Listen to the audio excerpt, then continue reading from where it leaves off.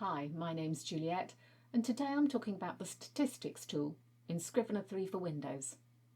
Yes, more stats. Go into the Project menu and select Statistics. Scrivener will then analyse your file and give you a summary of all sorts of interesting statistics on the compiled document. Or, on the second tab, Specific Selected Documents, including word frequency.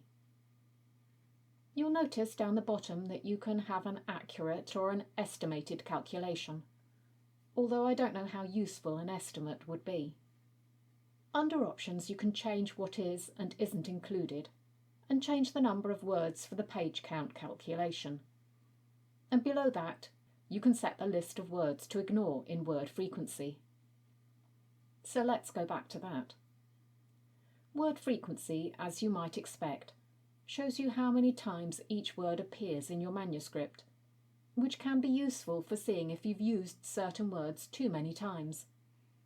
Of course, when you first use it, it includes all words, all the ands and its and I's.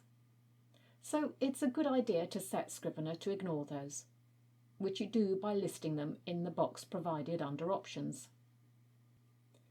Many of us know our problem words that we always overuse and can search for them directly, but this feature could bring up others that you haven't noticed. It could also be a good way to see if you've misspelled any words that might not get picked up by the spell check, such as names or words you've made up, because you won't know the misspellings to look for until you see them. I'm sure you can think of other uses. You can, if you want, sort the columns by clicking on the titles, which will put them into alphabetical or numerical order, or the reverse, depending on the column. Thanks for watching, and if you've subscribed, I'll see you again next time.